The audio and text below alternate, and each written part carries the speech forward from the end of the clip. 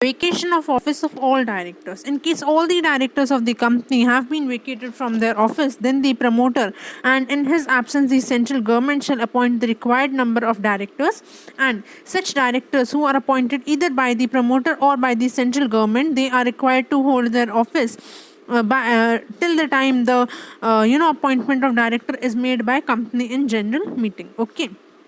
Then next, what does it say? It says the private company may provide for additional grounds of vacation of office, just like the private company may provide additional grounds of disqualification of director under section 164(3). Okay. Then next section, section 168, it talks about resignation of director. See, when the ICAI is not in a mood to, ask a question on independent directors or, on the vacation of directors, disqualification of directors, at those point of time, ICAI put on questions on these type of sections. I would say this is important, but these are not repetitive in nature. These type of sections are not repetitive. Okay. So, important more from an MCQ point of view, but yes, you must read it before, appearing for the examination. What does it say? Any director may resign from his office, but a notice must be given to the company in writing. Then such a notice shall be effective from the date on which the notice is received by the company, or on the date which was specified in the notice, whichever is later. Okay. Then it says it is an option for the directors to inform to ROC about his resignation, its reason, etc. Inform DIR 11. Okay, it is not compulsory, it is not mandatory for a director to inform the ROC. However, he may, on his discretion, intimate the ROC about his resignation and the reason of resignation in Form DIR 11. However, it is mandatory for a company to inform the reason of resignation and the fact of resignation to the ROC within a period of 30 days in the form DIR 12. And along with this, company is required to post on the website the fact of resignation of such and such director and the reason for his resignation, and the company is also required to include the fact and the reason in its board report. Okay, so it is not mandatory for a director to inform, however it is mandatory for a company to inform ROC and to disclose on the website and the board report. Okay, next, what does it say? It says the notice of resignation does not require any acceptance.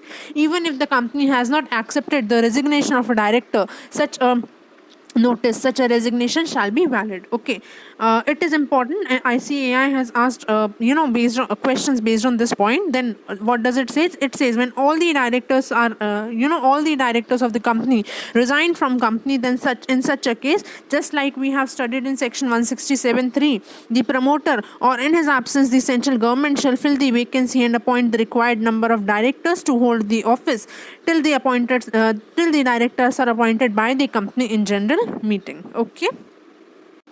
Next, we have section 169. It talks about removal of director. It is somewhere similar to your removal of auditor that you have studied in your CA final audit, company audit chapter. Okay, it is somewhere similar to that. Okay, what does it say? It says every director other than the director appointed by proportional representation or a nominee director appointed by the bank, central government, or the financial institution, or one more is there, other than the director appointed under section 242 of the Companies Act. Other than these three directors, every director can be removed by the company by passing an ordinary resolution in general meeting.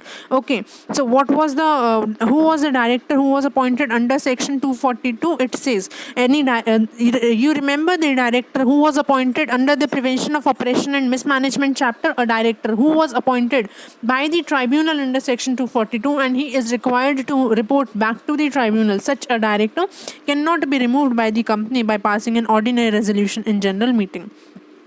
Other than these three directors, the director appointed by proportional representation, the nominee director, and director appointed by tribunal under the Prevention of Oppression and Mismanagement, other than these three directors, all the directors can be removed by passing an ordinary resolution in general meeting. Okay, and one more exception was there. Remember, we have studied in the independent directors topic that any independent director who was appointed for the second term, he can be appointed only by passing a special resolution in general meeting. meeting. And at that point also I have told you that such a director who was appointed by passing a special resolution is removed only by passing a special resolution. So here it is written that any independent director who was appointed for a second term, then he can only be removed by passing a special resolution in general meeting, and a reasonable opportunity of being heard shall also be given to such an independent director. Okay. Then, for passing this ordinary resolution in general meeting, a required number of members are required to give a special notice to the company under section 115. How many number of members are required to give such a notice? So it says the member holding more than equal to 1% of the voting power of company, or the members holding more than equal to paid up capital more than equal to 5 lakhs in the company, whichever is lower. These many number of members are required to send a special notice to the company under section 115 for removal of such director. Then it says members are required to send special notice at least 14 days prior to general meeting to the company, and and the company is required to intimate the director that boss, you are going to be removed by the members due to this and this reason, and this many members have already intimated us that this many number of members have already sent a special notice to us in this behalf. Okay, so then the director shall have a right to representation in the general meeting of the company and shall have an opportunity of being heard also. Now, the company shall intimate the director about his removal at least 7 days before the general meeting, and the company shall forward along with the copy of special notice a copy of representation from the director to the members of the company at least 7 days before the general meeting. Okay. Now, here the similar point is that if the director abuses his right to represent and the company is, and the company moved to the tribunal, the NCLT, that sir, we have given him the right to represent and the director has misused or abused his right to representation and make a false publicity, then the tribunal, if it is satisfied, then the tribunal may direct the company not to forward the copy of representation to the members, and the tribunal may require the director not to even read out his representation in the annual general meeting. So this was the common point in the removal of director as well as removal of auditor, if they have abused the right of representation. One more point was there, that if he misuses his right to publicity, he was guilty under clause 6 part 1 first schedule, but it was like we should discuss that only in audit. Director is not bounded by any such schedule. Okay, now when the director is removed from the office, then a casual vacancy arises in his office, and the company shall appoint the remaining director who shall hold office till the directors are appointed by the company in annual general meeting.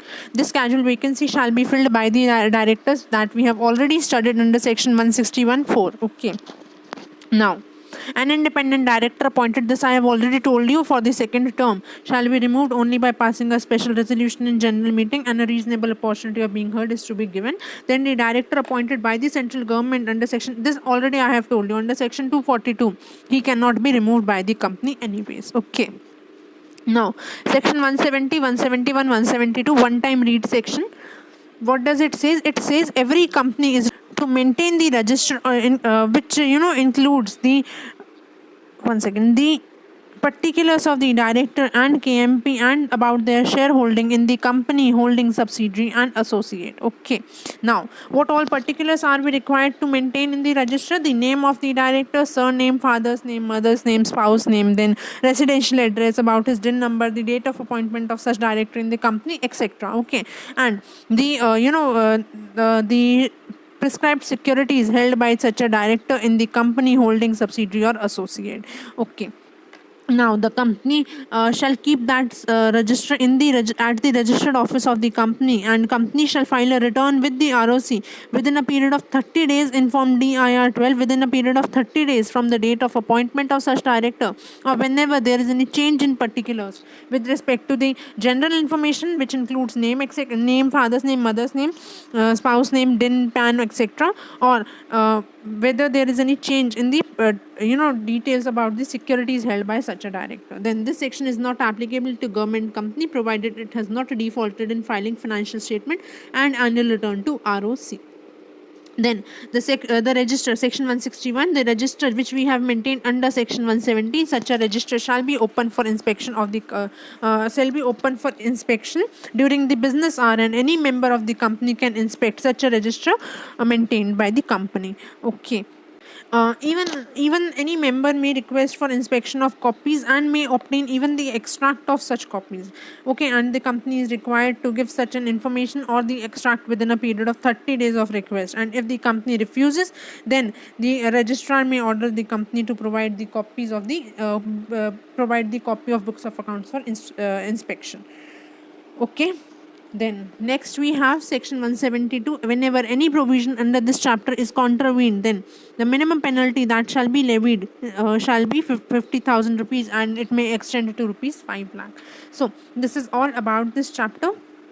Let us recollect what are the important areas that could be asked in your exam. So section 149.1, here you are required to remember this point, the first provision to this section. This is important. Then the women's director, entire second provision is important. However, the casual vacancy is specifically very important in this section. Okay. Then the resident director, it is important, especially the current financial year word. This is more important. Independent director, the entire concept of independent director is important. 149.4 is very important, and I would say 149.6 is even more important than 149.4. 149.4 is important from your audit perspective only. Also, okay. Then along with this, I think yes, your 149.10 and 149.11 is also very important. Then 150 not important at all. 151, this is important. And in this section specifically, the maximum tenure and one person can be a small shareholder director in maximum 2 companies at the same time. Especially these 2 points are most important. Okay, then the first director, this is not important. Rotational director, I won't say it to be very important, but yes, you must read it at least 1-2 times. Like, you must have an idea about this section, sometimes asked in the examination. Then 152.7, not at all important. The DIN provisions, hardly any provision of these sections are important. However, an MCQ could be asked. Okay, important from an MCQ point of view. Then 160 not important. 161.1, one time read section. 161.2, this is important.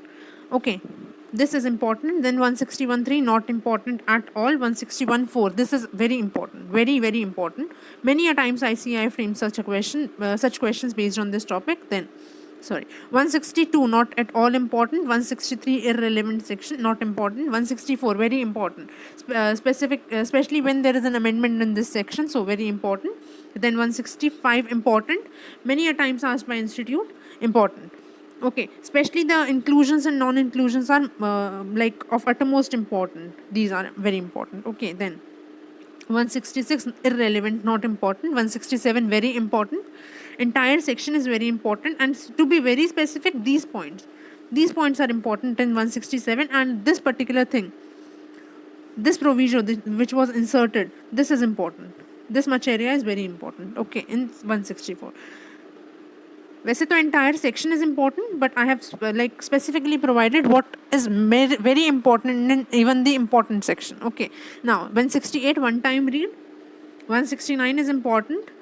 170, 171, 172 not at all important. You can skip or maximum one time read section. Okay, so this is all about this chapter. I hope you enjoyed watching it, and if you did so, please hit the like button, because it actually morale the boost.